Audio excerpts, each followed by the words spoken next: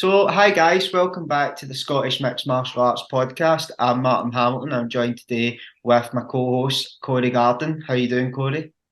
Very well, mate. Very well. Good to see you. It's been a while. It has been a while. How's tracks? What you been up to?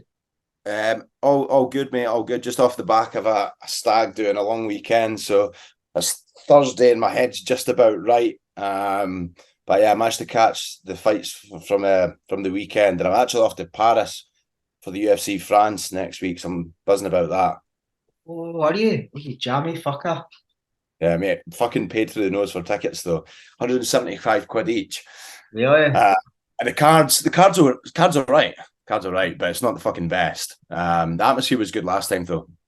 I quite like they've signed a few guys for Cage Warriors on it as well. Like, there's a few guys making their UFC debuts, so I think it'll be dead interesting. I'm very interested to see like Colin Loughlin.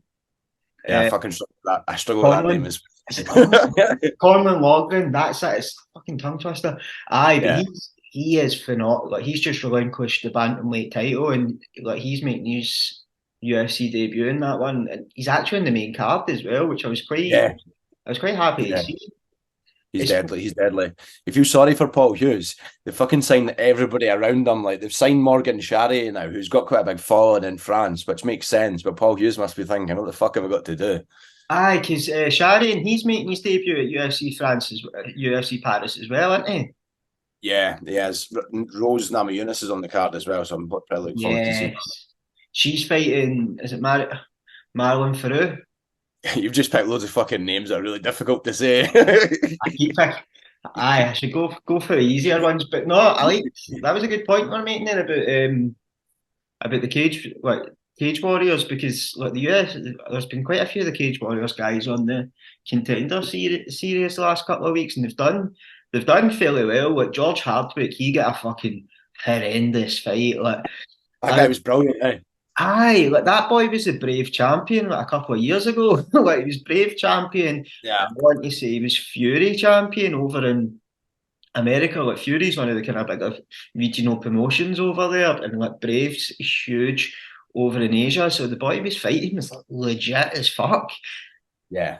Yeah, he was really good. He was really good. I'm trying to think who else. I watched Dana White's contender series and Oban, the Welsh gangster Elliot got a contract. I don't think he Yes. fought that well, but I think he's quite a cool cunt. Yes, I was devastated because I was trying to watch that fight on Thursday, but I was at a wedding, right? And I got my phone out to watch it when we were sitting in this wee room, and it just so happened like just before he was about to make his walkout, a fucking fight broke out in the mad room, and it was just me and two other boys, and our boy gets absolutely plastered with a bottle of fucking prosecco. So I had to like nip in like this, whoa, whoa, whoa, whoa, calm down, then fucking try and say it. So I missed the whole fucking fight. I seen the result. I seen the results the next day. I was fucking gutted, mate, because I was waiting all day for it. Because I was keeping up with all the updates. Like Lewis Simpson was really hyping it up on Twitter. Like shout out Lewis Simpson.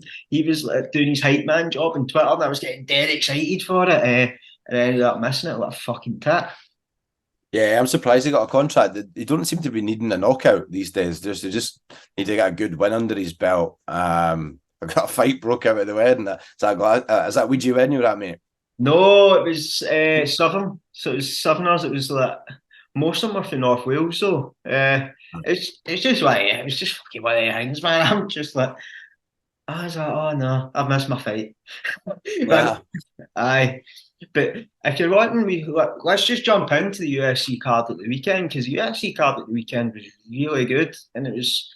I felt like the card at the weekend was very good. See if you've got like people round about you that aren't like hugely into MMA. It was a good card to introduce them Yeah. to because I was sitting with like we were having a housewarming parties for one of my close friends, and I was like, we'll get the UFC on, we'll get the beers in, and they were all like, oh, aye, all right. And then I was telling them a wee bit about the card, and then when it was on, they were all getting like dead excited, dead into all the fights. So it was really good, like to bring new people to the sport.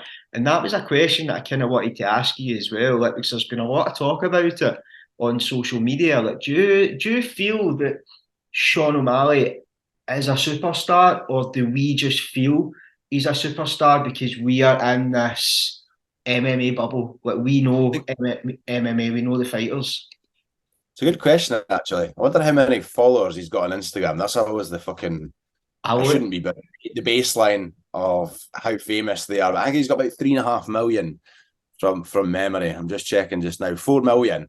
And how much has Tom Brady got? I looked at his Twitter, and his Twitter's got 800,000 odd. He's got less Twitter followers than the PFL. Hmm. You've got one I, point I two think million. he's on that verge of kind of Yeah. being recognisable outside of the sport. But like Adesanya, but I always think that to myself as well. Are they actually famous? Are they just famous to us because we know the sport so well and we're fucking sad acts that watch it on our phones at weddings? Because that's like even me like I know there's he's quite a polarizing figure, but like with Paddy the Baddy, like Paddy Pimblett, I have like mothers at my work talking to me about Paddy Pimblett. Like they're like, "Oh, what do you think of this Paddy the Baddy guy?" And like kids are like, "He's all over TikTok." Like the way Aye. he markets himself, like kind of second to none really who are in the UFC at the moment, bar like McGregor. Like how like McGregor's just that kind of anomaly of the sport that he just managed to explode so like the way he did. Like that was like so strange how that happened because it never happened before. I think the person that got closest to it was probably Chuck Liddell. Like Chuck Liddell was in a lot of mainstream movies. He was in The Expendables. He was in a couple other ones, and it's never really happened since. So it's so strange how that happened with McGregor. Yeah, to be honest, I thought Aljo was going to fucking take him down and control him. I didn't have Sean O'Malley in with a chance. To be honest, if you look at some of his fights leading up, like the Pedro Munoz one with an eye poke, fair enough, Peter Yan, but I actually thought he lost that fight. Yeah. You got Chito Vera, so I didn't think he would be in with a chance. But fucking, hey, what do I know? Clearly, No, I think you're in the majority because I was looking at the betting lines and the betting lines were very in favour of Sterling. Like I was backing Sterling. I think everyone who you are listening to on MMA podcasts and MMA content were all not really giving Sean O'Malley a chance.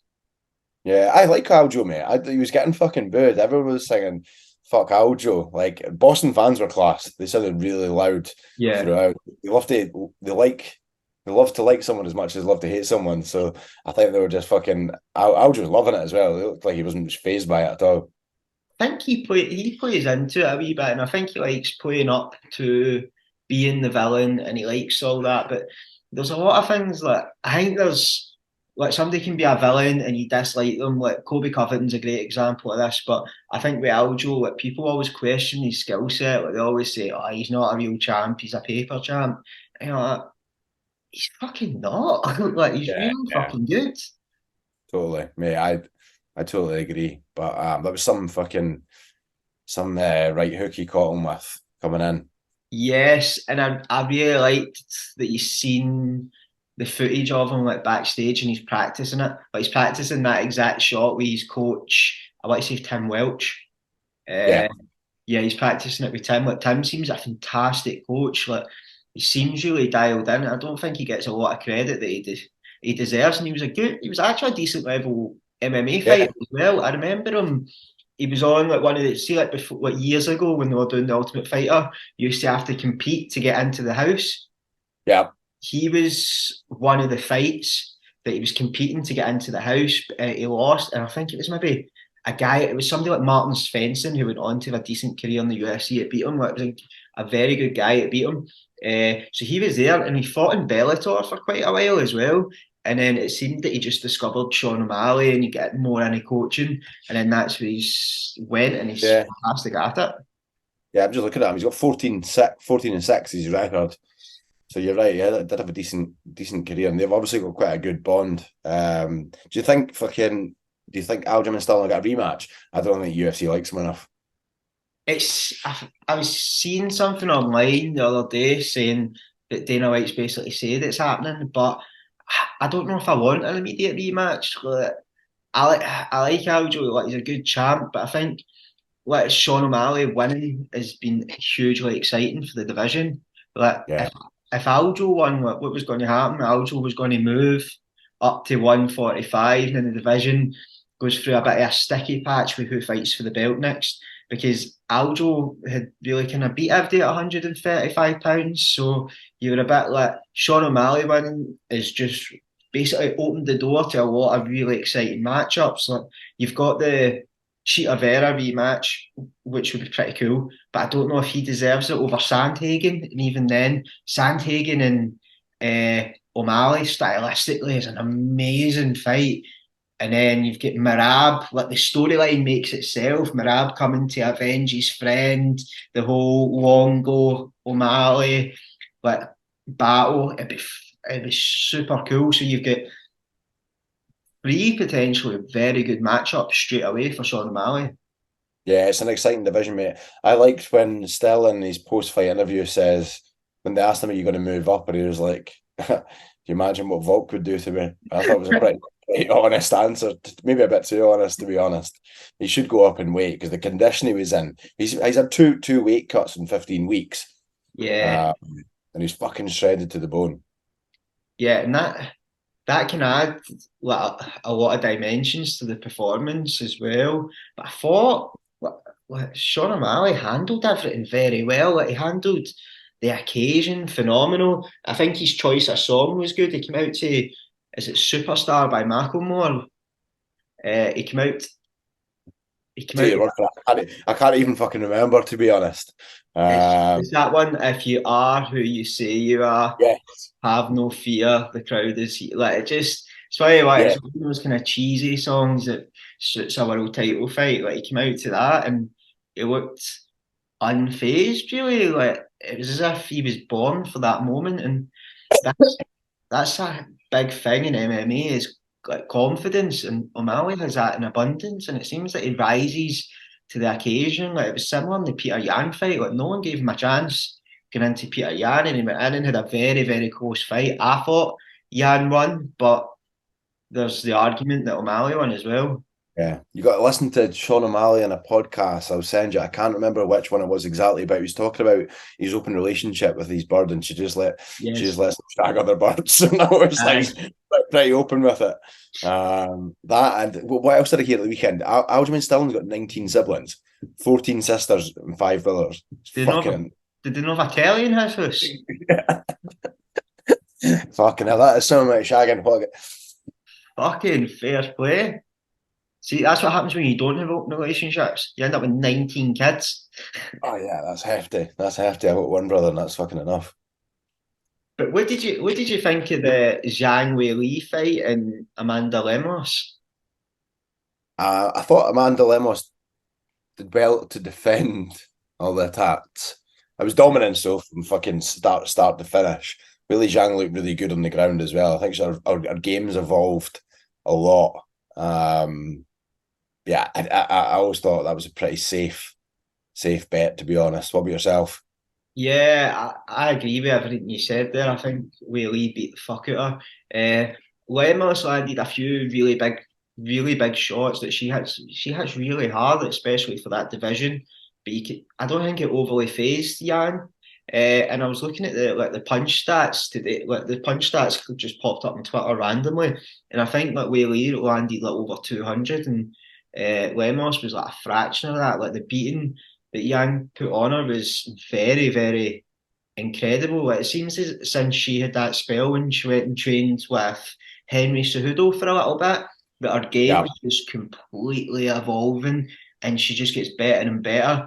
And I think that's a testament to Henry Cejudo as a coach because I didn't really like this, but there was like text messages leaked between him and Aljo on how the Sean O'Malley fight would go pre the fight. Like Sterling had texted him and basically just said, "Oh, how do you think this fight's going to go? What do I need to do?" And basically, what Cejudo said to a T was exactly what Sean O'Malley done. Like his brain and his knowledge for fighting's insane. yeah, no, yeah, it's good. I'm just looking at the strike differential: 296 strikes to Zhang Wei Li, to 29 to Amanda Lemos.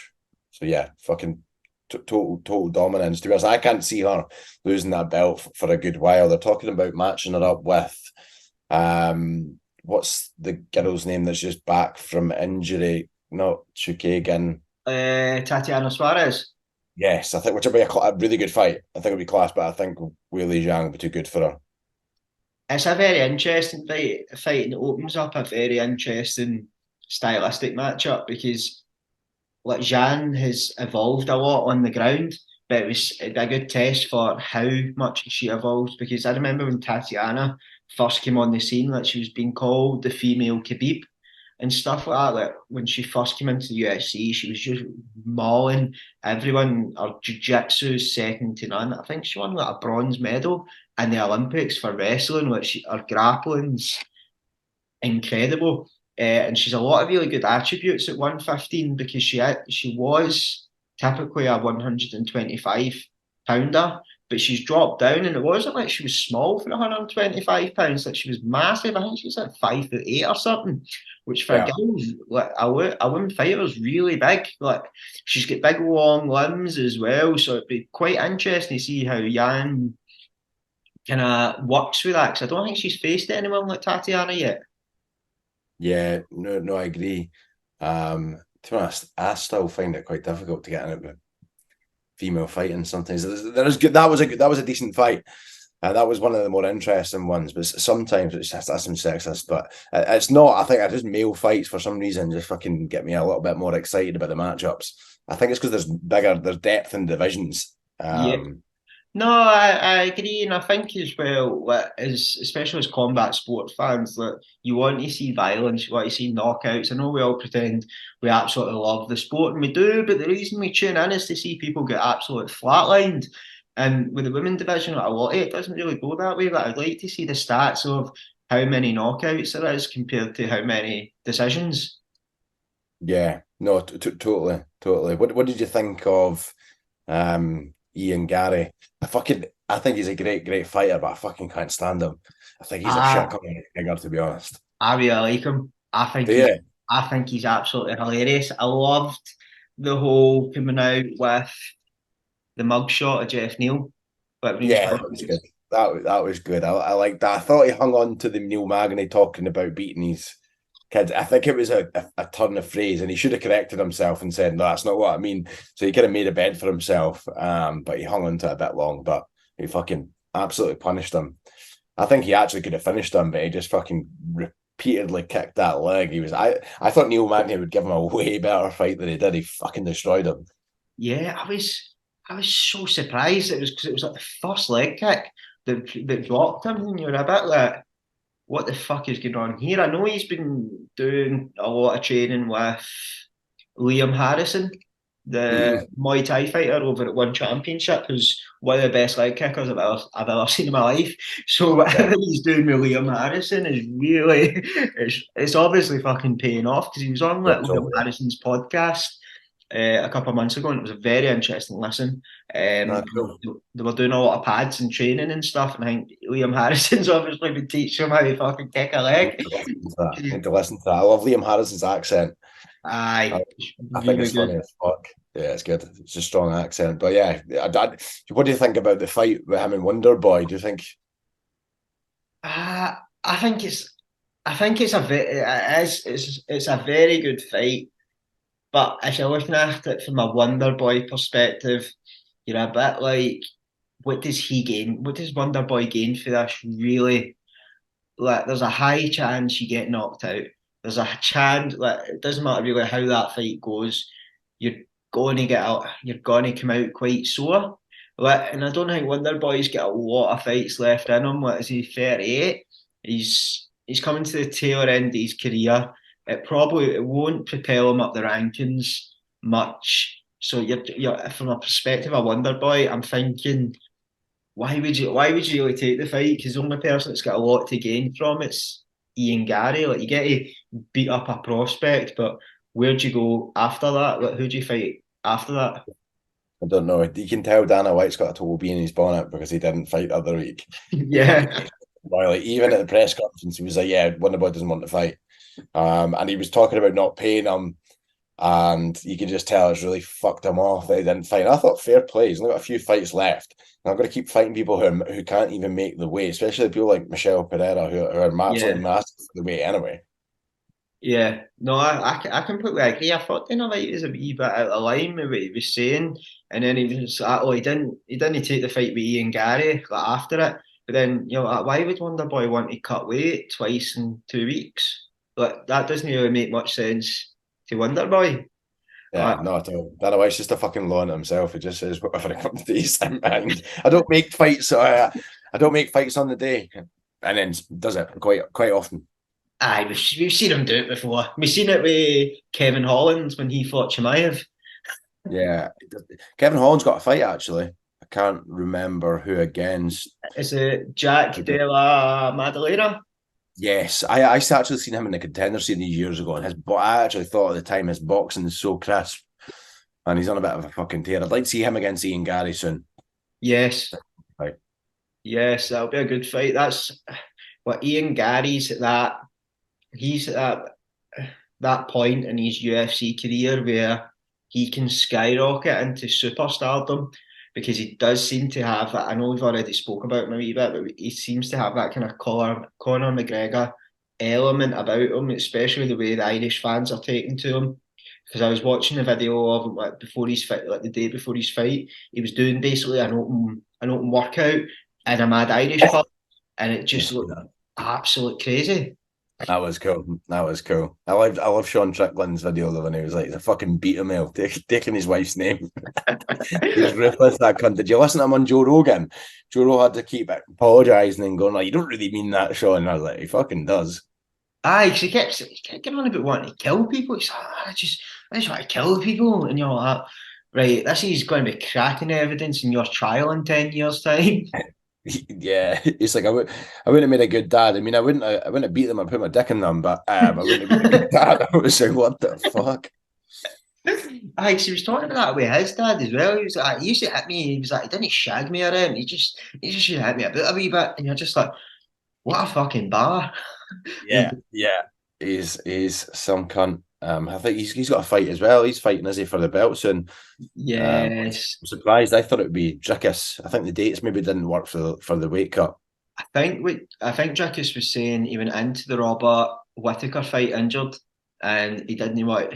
He needed a wee bit more time to recover. He didn't want to go into this fight injured as well because he was like, "This is the biggest fight of my career," which I think makes sense. But I think also what Eugene Bournemouth, Eugene, as his coach said, makes sense that divisions move so quick. Yeah. So you've got like UFC Abu Dhabi, like the UFC, it's in Abu Dhabi. Like Paulo Costa is fighting Chimaev. If Chimaev goes in and puts an absolute beating on Paulo Costa, like there's a huge argument. He's got to be next in line, and he'll bypass Dricus Duplessis. Like UFC is pretty ruthless like that. Like it moves pretty quick, and you either move with it or you drown.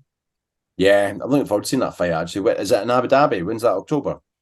Yes, I can't remember the exact date in October, but it is. It's in October, which is amazing for us because it means it'll be on at a good time. Yeah, I quite fancy going out to Abu Dhabi for one of these cards, to be honest. And you could probably get flights for the fucking same price. Well, not flights the same price as London, but when you include hotels and all that, I think going to London's as expensive as going to France, for example. Abu Yeah, Dhabi's a bit more, but it would be good to go and see one of these big shows. Abu Dhabi would be fun. That'd be fantastic. One of the boys that I trained with, he went to the last one because he's moved out to Abu Dhabi, and Oh, he went nice. and said it was fantastic. Yeah, that sounds good. Islam versus Oliveira too as well. Some card. Yes, there's a there's a few really good fights on that one actually. Yeah, I'm just looking at it just now. Costa versus Shemaev.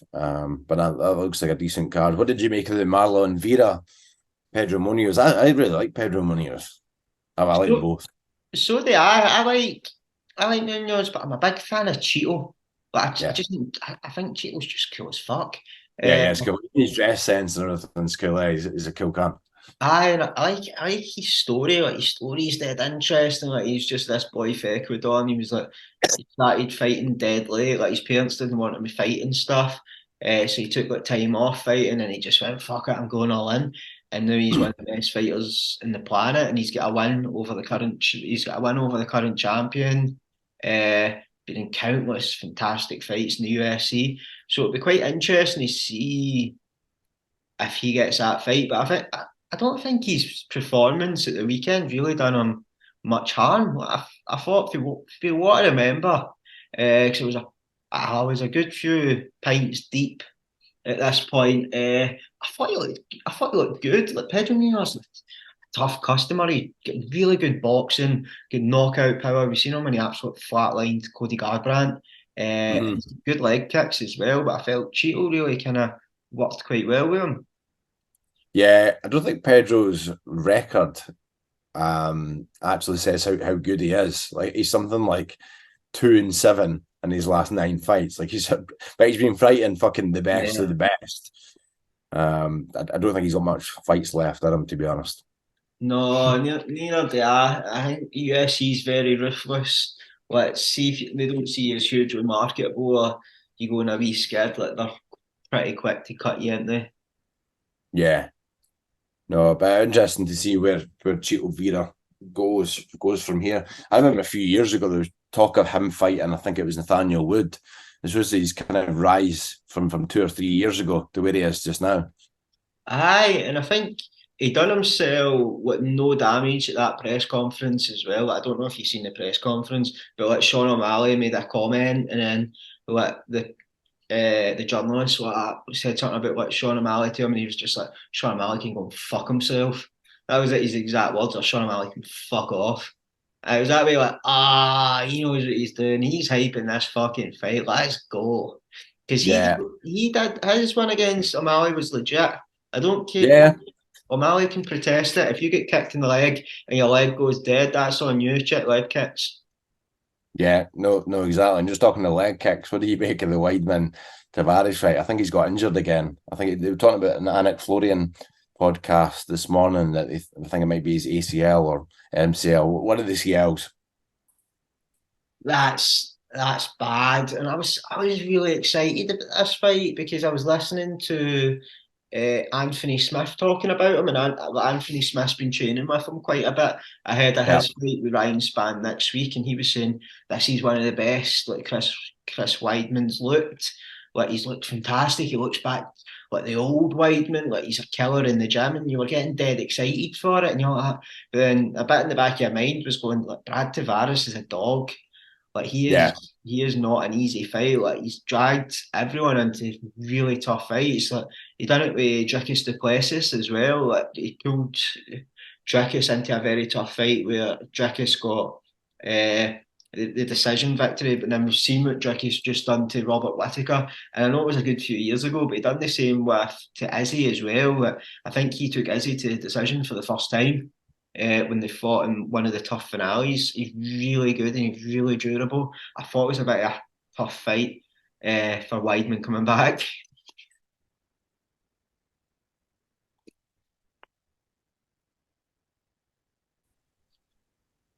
Yes, I felt that was a really tough fight for him. What do you think? yeah. Yeah, I just can't see them putting him against a top prospect because I think they're paying him too much. You get to because he's been around a while. They're probably paying him 300 grand a fight or something, so they're not going to put him up against a prospect. So if he can't beat Tavares, who's probably I don't know 14th or 15th ranked, I'm not sure he's going to have much success. I can maybe get one more, I think, and I think that'll be his final. That'll be his swan song. Yeah, which I think, see if when he's fighting, he keeps getting these really bad injuries and he's not really getting any younger. And I'm never one to say, oh, this guy should retire, or that guy should retire. But if the opportunity presents itself, like he's still got his health, he's an interesting guy. He's like sounds very intelligent as well. Like he's Yeah, probably got a career in being an analyst ahead of him. Like his knowledge of wrestling in particular is like second to none, and he's apparently like a good training partner, good coach as well. So he's got a bright future ahead of him, no matter what he does. yeah, I think he's got a podcast. I think I've maybe listened to it a handful of times. Him and Aljo Sterling have got their own podcasts, but there's just and so is Wonderboy Thompson actually. But you can just my week is immersed in podcasts already, so it's like trying to fit more in between work and whatever else. But I really like the two tough finale fights as well. But I thought Brad Katona showed his ability. I was quite surprised when he actually got cut for the UFC because if I remember right, he was on a pretty decent run. I think he was in a positive win record, but he's always not the most exciting fighter. That sounds ridiculous to say when you see his fight at the weekend and then his fight before that, his last fight in the Tough House, like were two really exciting fights. But that's always like his kind of detriment. Like particularly with Dana White loves exciting fights, and like Brad Katona likes to press guys against the cage, likes to drain on them and win decisions. Whereas I think a lot of times in the UFC that gets you cut. Yeah, his first fight in the UFC, I think it was his second, was against Marab, which is obviously Marab's a killer in itself. But Yes. I know what you mean. His fighting style isn't. He's quite a fucking weird character as well, which I don't think he's ever going to be that popular amongst fans. But it was a great fight. I thought that Corey Gibson looked really good actually. I thought Yeah. he's quite an entertaining fight. He was just kind of walking forward with no abandon. But yeah, I think that got fight of the night. Yeah, I think it did the 50K, and I think Cody Gibson gets signed off it as well, which I Good. was quite glad to see because he's like a history teacher or something. Uh, Yeah, yeah, I've seen that. That's pretty good. But yeah, you're right. You're right. Brad Katona's style is not great. He's a kind of grinder. He's yeah, fucking cardio for days though. Because on the first round, I thought, how is he winning that? I knew he'd win it before I'd watched it, and I was like, Jesus, it doesn't look like he's going to win. It doesn't look like he's got much left in the tank.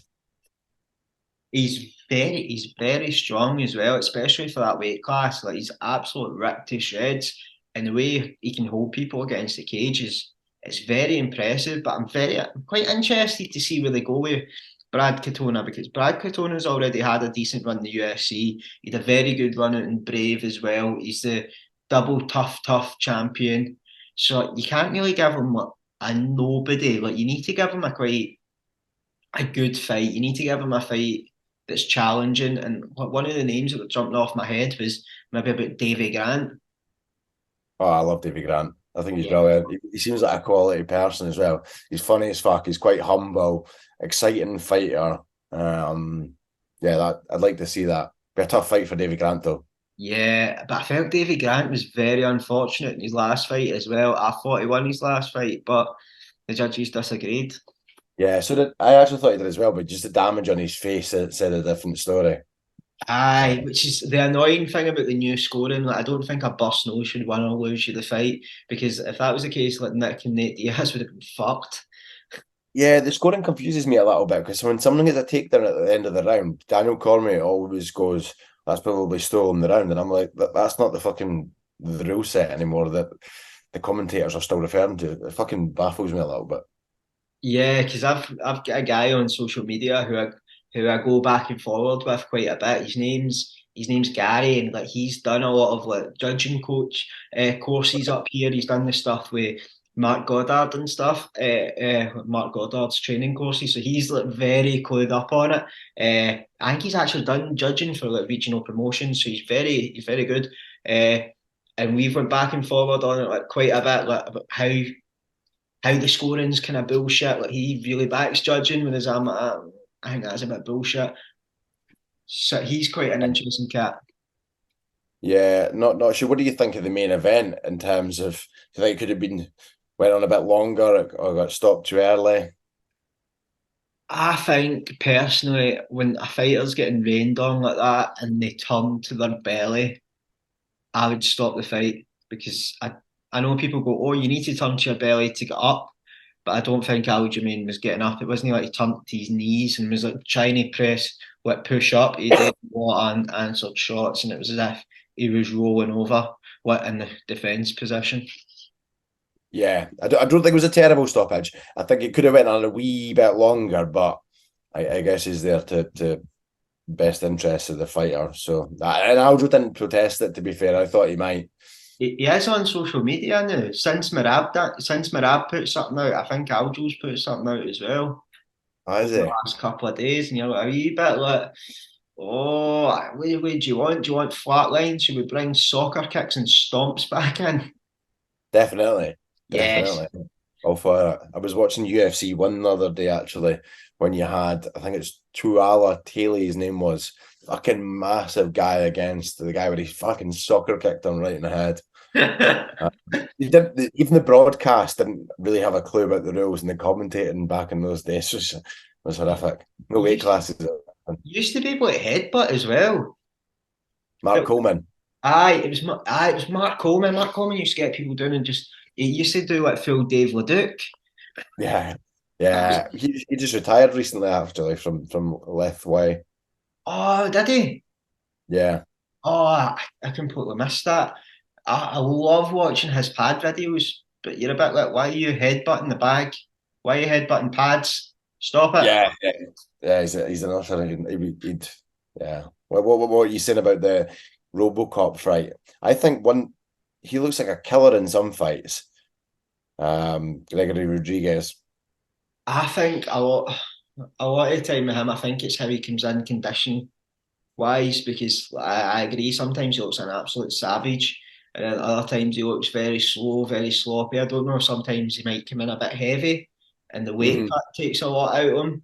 Or if he's one of these, if he's got like kind of, I'm trying to be like nice here, but if he's kind of got like Khalil Roundtree syndrome, like when you watch Khalil Roundtree, it seems that he's really up for like two fights, and then the third fight he just can't be asked, and you can just see it in Yeah. his performance. It's as if maybe something doesn't go right in the personal life, or just something doesn't go right backstage, or and then their head's not completely in the game, and they kind of drift out a wee bit. Like it's as if that sometimes or just they just don't feel it for whatever reason on the night, and it doesn't transpire. But I always like kind of feel.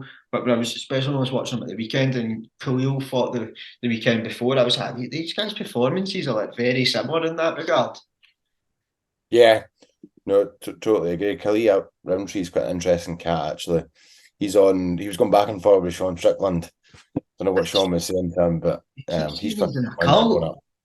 Like Sean Strickland keeps saying that Khalil's in a cult, and I don't know if he is.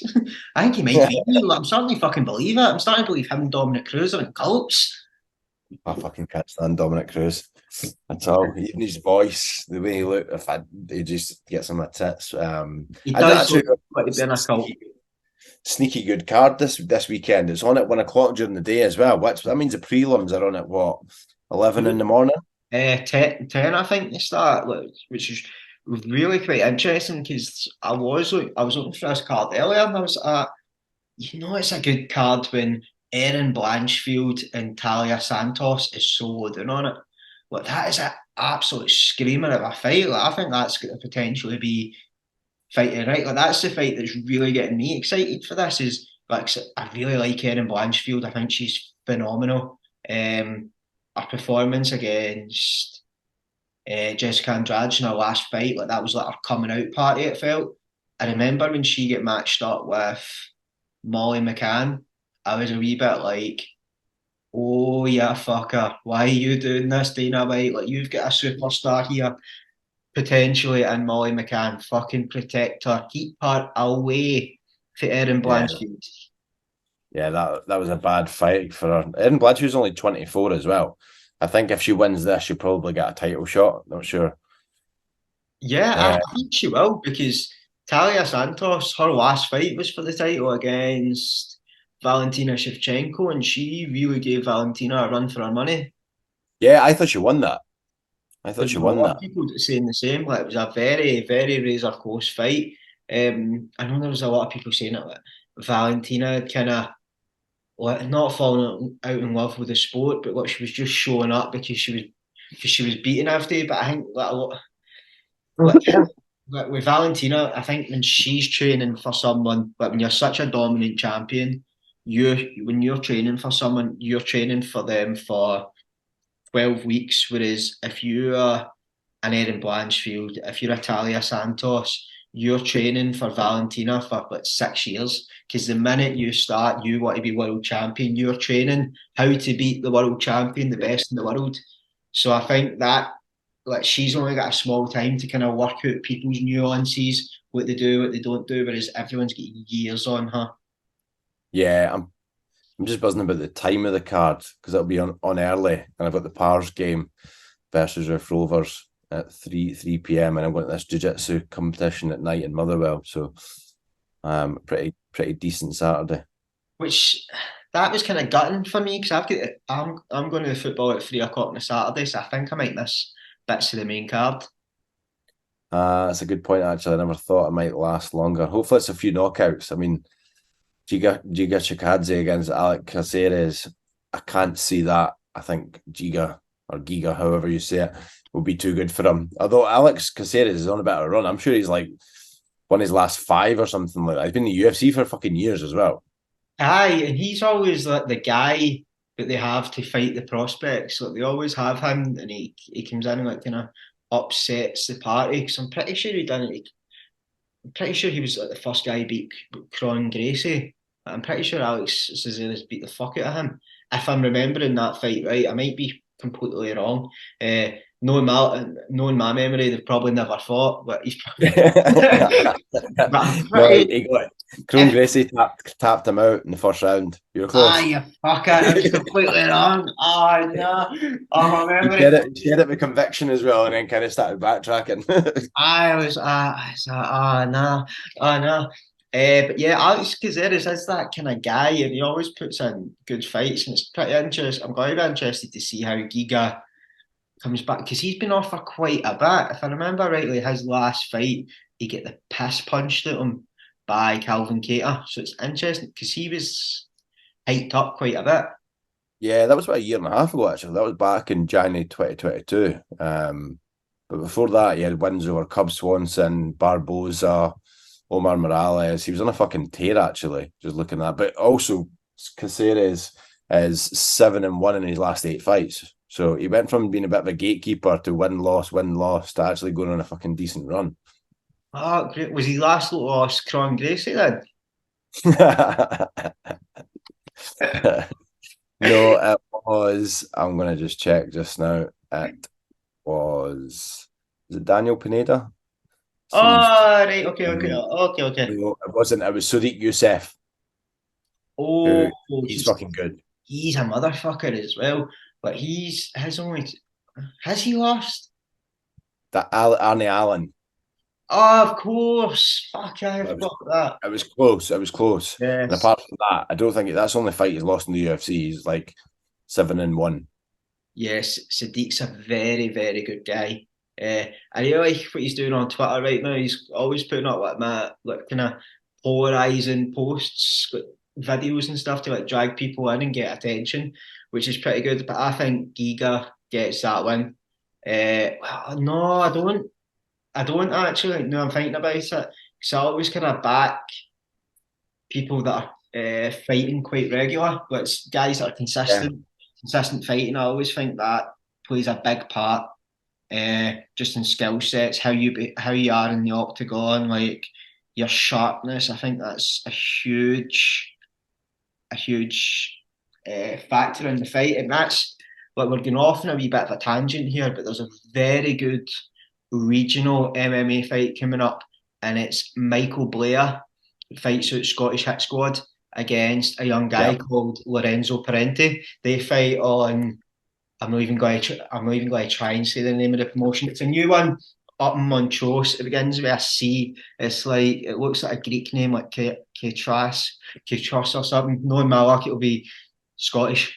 It'll be like the most easy No, thing. I did see that fight and Montrose. I mean, look at Monty Rose. I was watching fucking him with Kyle from The View, and he goes to Montrose and he's talking about his summer holidays, and he's like Monty Rose, like as if it's some sort of place in Spain. That's where his holidays were when he was younger. So Um, that's a regional fight that's coming up as well. That's got a lot of people talking about how that fight will go, and I wonder if like because Lorenzo's fighting all the time now. Like since he moved to higher level, he's been consistent as fuck, and he's been out fighting a lot. Whereas Michael's only fought once over the last year and a bit. Like he had a Muay Thai fight a couple of months ago. He actually fought really well. So I was there. He was in the same card as one of my friends. Uh, so I haven't off on a tangent there, but I just really wanted to just say that because I think that's like huge when it comes to fighting is how consistent are you, how much are you out there, how are you getting matched. Yeah, I've just seen that Lorenzo Parenti, 13-6. He has that's a lot of amateur fights as well.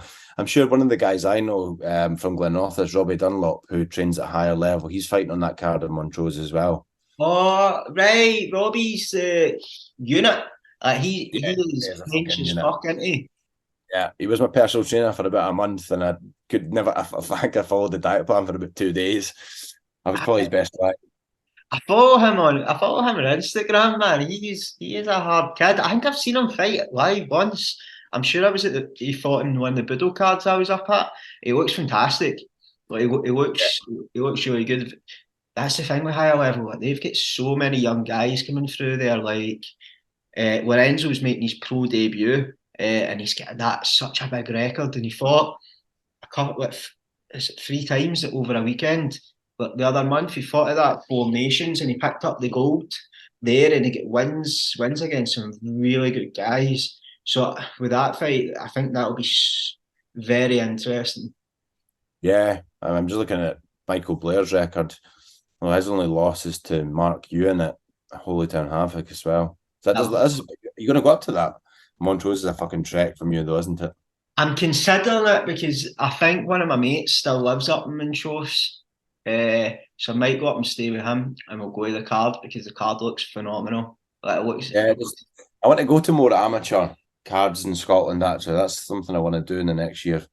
Is go to more. I'm going to Cage Warriors at the end of this month. We've got cage side tickets for like 77 quid. the cage side tickets for Cage Warriors are good as well because they've always got celebrities in the first row, front rows. Last one I was at, I was 2 or 3 behind because I was at a barrier and there was like the guys there, and I was behind Paddy Pimblett and Tom Aspinall. Pretty cool. It's pretty Yeah, cool. I was quite shocked at how big Paddy Pimblett gets. I Like, really am. I'm looking forward to it, to be honest. I'm thinking about going to the one in Newcastle as well. Newcastle must be a much bigger event because the cage side tickets are 150 there, so they're nearly double the price of the ones in Manchester at the end of the month. yes, and one of the good friends of the podcast, actually, Reese McEwen, has been announced for that card. What was that? Sorry, mate. One of the good friends of the podcast, Reese McEwen, he's been announced for the Cage Warriors Newcastle card, and so has Chris Bungard. I did see that. I did see that. Buzzing for it. Good to see some Scots representing on the card. I'm a bit gutted because I don't think I can make it because I'm going to Newcastle like 2 weeks before it. Because one of the guys for the gym, he's fighting on a Muay Thai show down there. So I'm going to go down and support him. So I don't think I'll be able to make it twice in like 2 weeks. Oh, fuck. I thought you were going to be able to make it. That would have been good to. Do you think it's going to be for the title? I wonder if we get Reese on to chat about what the script is of the fight. I seen earlier that Nathan Fletcher's been announced on the one in September. It might be in Manchester. He's been announced against a Brazilian called, I want to say Rob Bryan. Right, okay. It's like the least Brazilian sounding name ever. Like I don't think there's many Rob Bryans floating about the fucking favelas. Big grab. Yeah, Nathan Fletcher. Yeah, I've just seen that. So is that for the title? Doesn't say it so. Doesn't know, so I'm thinking. I wonder if they're saving the title fight for something else. Yeah, I hope so. That'd be a good one. That'd be a good one. Just going back to that UFC card this weekend, is one of my favourite names in the UFC, Parker Porter. And it's Oh fuck yeah! He's fighting it. Aye, like he's heavyweight. fighting, yeah, he's fighting Justin Taffa. No, is it Junior Taffa? His dad's in the. Is it his dad or his brother's in the UFC as well? I can't remember, but his dad, Junior Taffa. his Junior Taffa. brother's Justin. He's fighting on the UFC card in Sydney. I think his fight's been rearranged. I think they were fighting a couple of weeks ago, and you get poked in the eye. You get Ah, you get yeah, the old fashioned Captain Insano shows no mercy and the yeah. eyeballs, and it was a bad, it was a fucking bad one. The guy was like knuckles deep. It was as if he was fingering a bird behind the bike sheds. He was that deep, man. It was horrendous.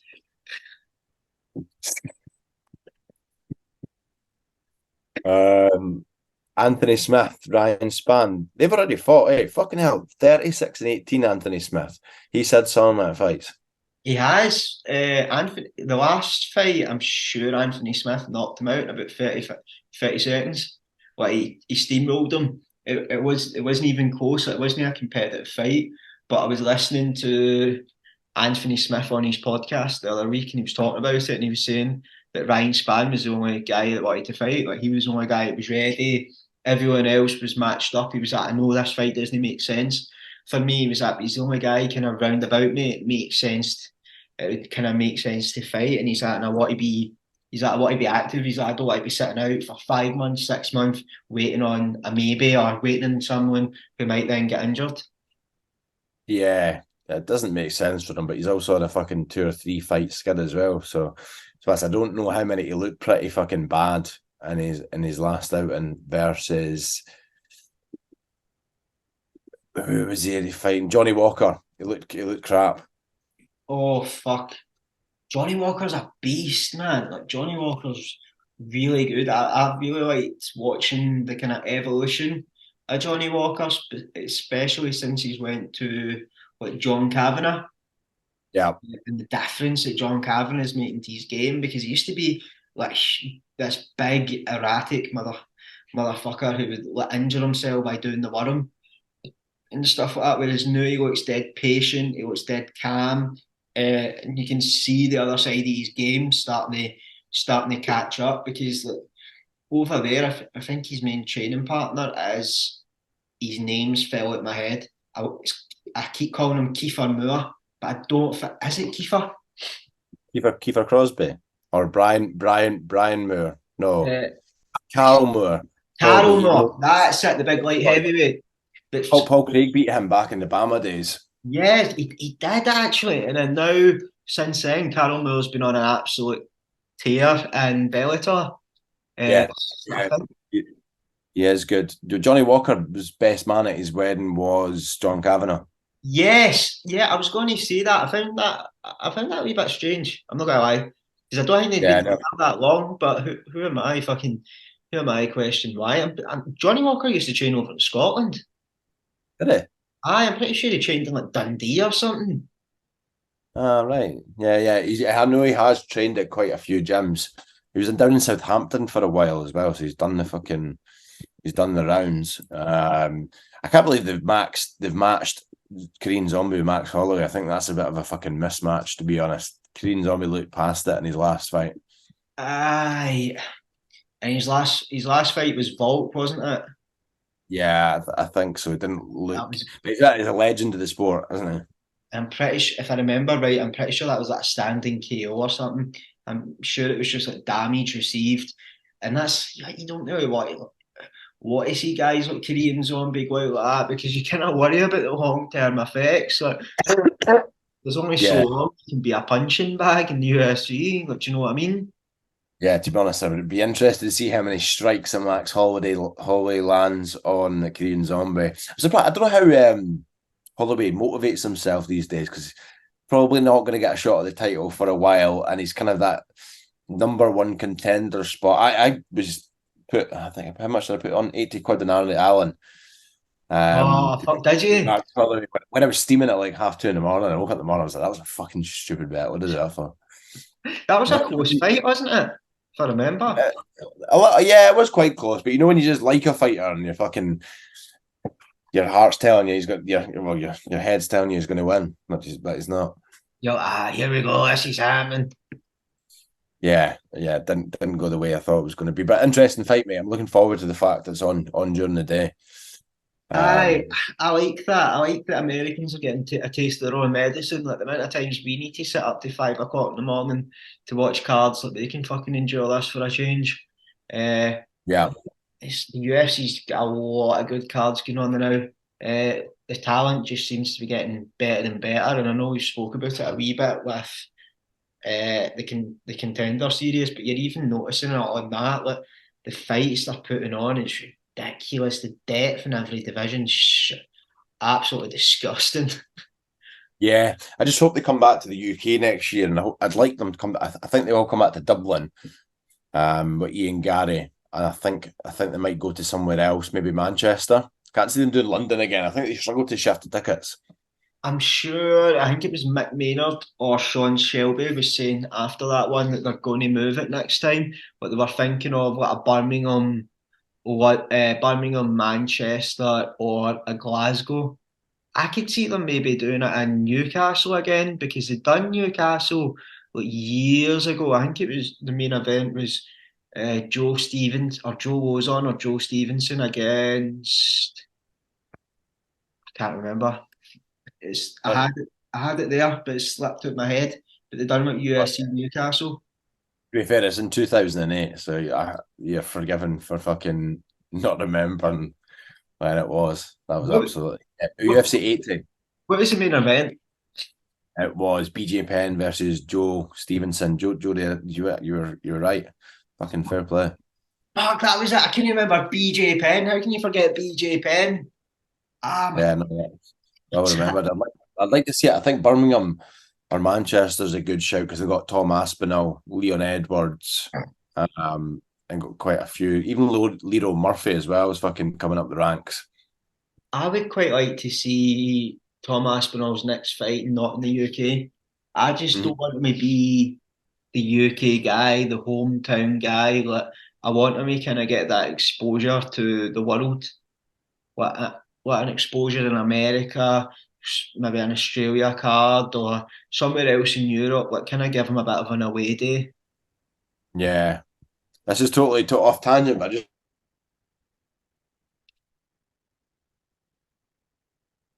watched that last week. Did you get your hands on any Irish Forge Stout? Like, I've looked fucking everywhere for it. No, I've not been able to Did you, find. man? I've not been able to find it anywhere. I had my girlfriend looking in Asda the other day, and she said she couldn't find it. No, I've not managed to find it either. I could see the sticker on the shelf. That's where it should be, but it didn't have any in three different Asdas. Ah, they're bastards. It was the same in Proper 12 first came out. Yeah, I might actually go and check tonight now that we've chatted about it. It's like Prime. That's what it'll be like. They'll be charging. It'll be like one per customer, two per customer. Yeah, I bet it's not even that good. Um, No. but no, good to chat. Looking forward to seeing fights this weekend. Um, good to catch up as well. It's been a while overdue. Yeah, absolutely. And guys, if you have made it to the end, we fully appreciate you. We fully appreciate you listening. And don't forget to drop a like, subscribe, like the Facebook, like the Insta, whatever you want, really. Do you be you. Yeah, sounds good. Looking forward to getting a few guests on as well, a few regional fighters, and I'll do a bit of a review of Cage Warriors Manchester, and we could do a podcast for UFC France as well. I'll be Yes, highly interested in that one. yes, that'll be very very good. Actually, that's going to be a very good card because that's another one that's on at a very good time as well.